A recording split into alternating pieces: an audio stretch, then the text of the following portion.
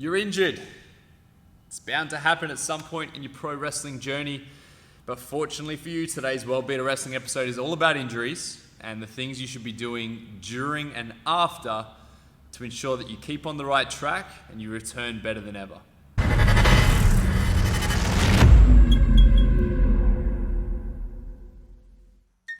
I should probably preface this by saying that I am certainly not a doctor of any form.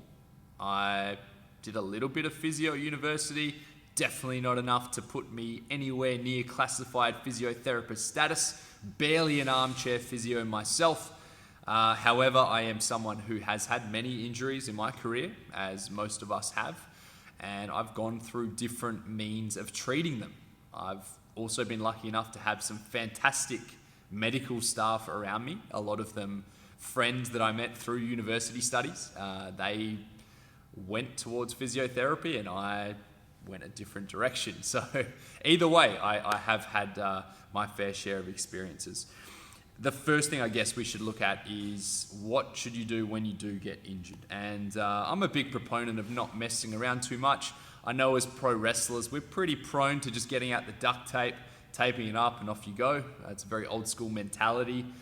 But I know that is, look, it's a one-way ticket to ensuring that injuries never heal, that injuries never get diagnosed, and that down the track, when you are a little older, you start to really feel those injuries in other ways. So always get checked out. Now, this is the place where a lot of people go wrong. If your injury is related to things like muscle, joints, general overuse injuries or general wrestling injuries as a result of hyperextending certain areas, common things, shoulders, elbows, knees, etc. Personally, I prefer to go to a physiotherapist. You can go to a general practitioner, you can go to a doctor, but you've got to understand they are not experts in injuries, and often they will just refer you somewhere else. Now, of course, if you need to be referred to a specialist, then yes, you should go to a GP. And that kind of comes with time of knowing your body and knowing what types of injuries there are. But I like to go to physios for most of my injuries because they are generally joint and muscle related. However, there are also physios who are not fantastic at their jobs. And I have a few, warning signs or a few alarm bells that ring based on the prescription and the diagnosis they give me. So for me, my first alarm bell is when my physiotherapist or doctor or any other therapist doesn't diagnose the root cause of the problem. Now, I went many years having a lot of common injuries like shoulder impingements, elbow problems, just issues that came from overuse, lifting weights too heavy and too stupidly for a long time with terrible form, wrestling too often without decent recovery, taking stupid bumps, all the rest, things that everyone in their 20s in pro wrestling generally encounter. And I also had a lot of physiotherapists who, instead of diagnosing anything beyond, yes, you have an inflamed, impinged rotator cuff, beyond that, they just said, okay, we're going to massage the area. And that was it. So at first, I went along with that and I found that it never fixed anything. So eventually I came to a point where I did have friends in the industry who took the time to actually look at the problem and look at the movement patterns of my body, the way my body moved. And they actually discovered that I had some major strength imbalances. And those strength imbalances and those postural problems were the root cause of the issue. That's why it continued to reoccur. Yes, my shoulder joint became inflamed because I lifted far more on the bench press than I had any business in doing at my level of strength at the time. However, there were reasons why my body was susceptible to that injury. It's always the band-aid fixes that really irritate me because there's got to be a way to make sure this doesn't happen again. It can't just be a thing that happens over and over and over. Personally, sport physios tend to have the most knowledge. Sport is their field. So you'll find that a lot of the injuries we have as wrestlers are the ones that they've seen and expertised in before, if expertised is a word. I should know that. My second point, which kind of follows on from this, is don't be afraid to ask why. I'm probably the most annoying patient ever because I'm always asking the doctor or physio why it's happening or why they're using a certain treatment or what else I can do to ensure the fastest and best possible recovery. You know, I feel like my body's a little bit of a science project and I want to know as much as I can because I'm tired of getting injured and I hate having to stop training to go and sort out these injuries. So I want to prevent them in the future. So ask why, and then you'll get a better knowledge of you and your body. Maybe in the future, if a smaller problem occurs, you know how to fix it without taking time and money and effort to go and see a doctor. Also remember, pro wrestling is unlike any other sport, so make sure you communicate properly to your doctor or therapist. Let them know exactly what pro wrestling is, what type of movements you use, what type of muscle groups you use, because while it might be similar to combat sports and other martial arts, it definitely isn't exactly the same. So if you want the most accurate diagnosis and rehab schedule, then you've really got to be specific with the way you explain things. Okay, so while you're injured, toughest time you may ever have to go through, not just physically with rehab, but also mentally. And anyone who's been there, taken several months off at a time, would certainly know exactly what I'm talking about.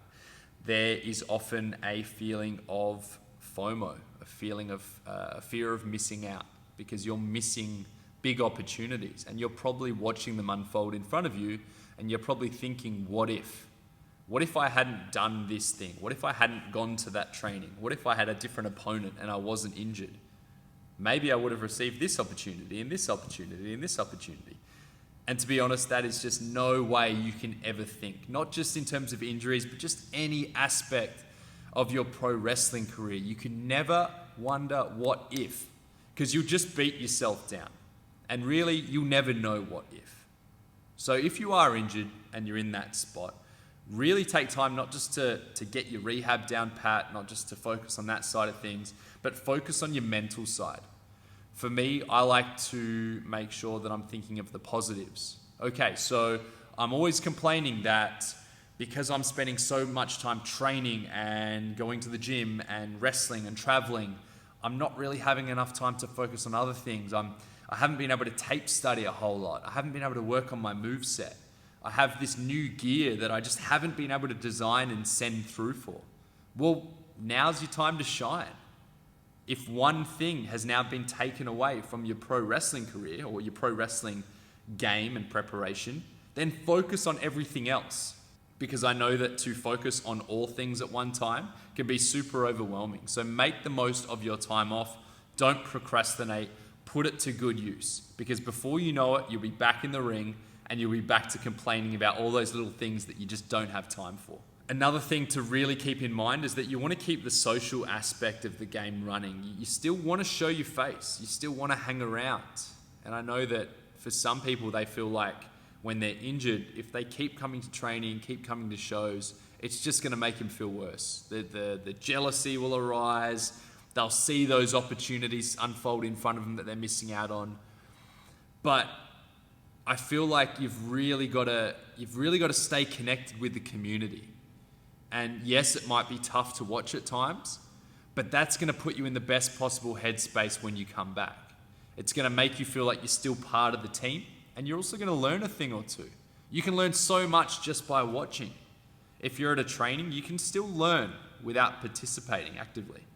If you're at a show, you can start to see all those little gaps where maybe you'll fit in when you come back.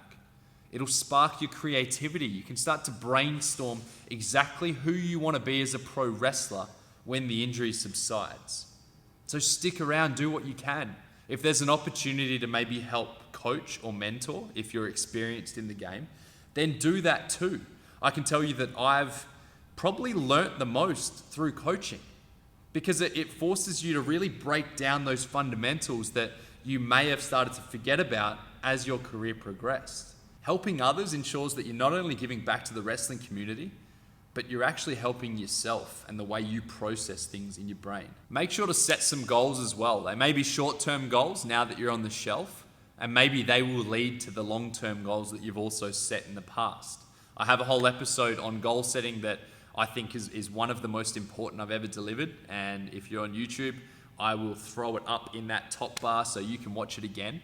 But it talks all about the importance of setting goals and exactly how you should go about it to ensure that you stay on track. So set some goals. They may be completely different to the goals you would have set prior to the injury. But I look at that as a good thing. And of course, it's important not just to focus on your rehab in terms of your physical fitness, but also look at things like diet and gym and not let those things slip. Yes, I know it sucks if you have an injury and it may affect lifting weights at the gym in many ways. If you have an arm injury, suddenly you can't really do a whole lot of upper body and it might even limit some of your lower body work, but it certainly doesn't eliminate everything.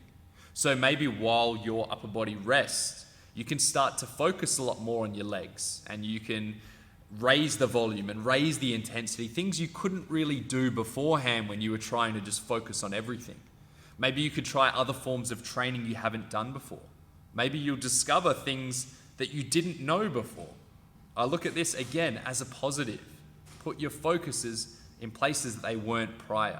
It'll give your body a refresh, a mind a refresh, and when you go back to training in the way that you want, without any restrictions, you'll be in the best possible place to see progress and growth. Now, when you come back to the game, you are going to be super keen and super pumped and super excited to get straight back to where you were as quickly as possible, and this is a problem because you are definitely not in the same position you were in physically when you left with the injury.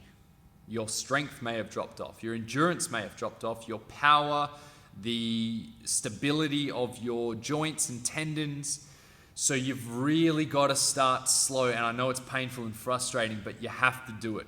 In the same way that your rehab started slow, your training has to start slow.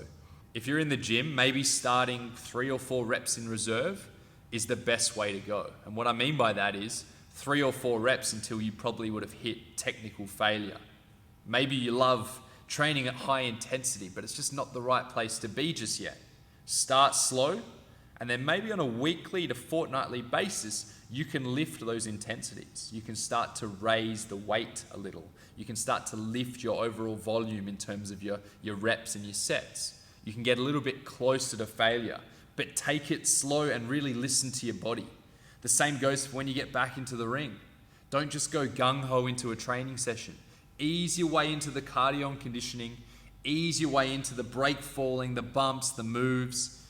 And I always suggest that at first, do things that you can do in isolation. So doing a lot of the drills that we do alone would be a fantastic place to start. It'll give you a bit of a measure over what your body can handle. But as soon as you start getting into things like sequences and full-blown matches, well, now you have that level of unknown, and maybe your body isn't ready for that. So start solo, get into it slowly, start with the drills, and slowly work your way up to matches. Now, you may need to have a conversation with your coach to let them know that you want to start off slowly. You might want to look at some predictable movement patterns first, things that you know won't result in further injury. Look at common movement patterns we use in pro wrestling, and that could even be going to a fundamentals class. That way you can focus on things like your rope running, your tumbling, your break falls before you start moving on to the bigger things. You may also need to look at changing your style slightly, and that doesn't have to be a permanent full-time thing. But at first, if you're a high flyer, for example, and you have a whole bunch of knee injuries, well, maybe look at technical wrestling, look at some hold-for-hold stuff, some grounded stuff, where it's a little bit more predictable. There's a much lower risk of injury. And then slowly work your way back up once your confidence comes back. And whatever you do, don't go back to a live performance until you've got your reps in at training, until you're confident with the way your body can move and what you can do in the ring. Because you've got to remember, a live performance is where adrenaline is at its highest. It's where your pain tolerance rises. It's where the movements are a little more erratic, a little less predictable, and fatigue sets in a lot quicker. And these are all recipes for danger and injury. So give it time, make sure you know what you're doing, make sure you've done the hard yards here first before you start committing to taking any bookings again. And sometimes the mental scars are the hardest ones to overcome. So if there was a move or movement that caused the injury in the first place, as soon as your confidence is back up, it's time to get back on that horse. Give it a go at training, get through those fears, and remove it as an obstacle for when you get back onto live shows. Because sometimes protecting those fears and protecting those previous injuries can cause different imbalances that can create further injuries in other places. So get through it and make sure that you're back to where you were before you got injured. So I hope this episode gave you some ideas of how you can handle and deal with injuries, because they really are an unavoidable part of the game. But if you can approach them with the right frame of mind and attitude, you can put yourself in a better position than when you left. And of course, if you haven't already, please hit the subscribe button, ring the notification bell so you can stay up to date with future World-Beater Wrestling episodes dropping every Thursday. If you want to see more videos like this, click on the subscribe button, spread the word, and if you have any questions or requests for World-Beater Wrestling, don't be afraid to comment below.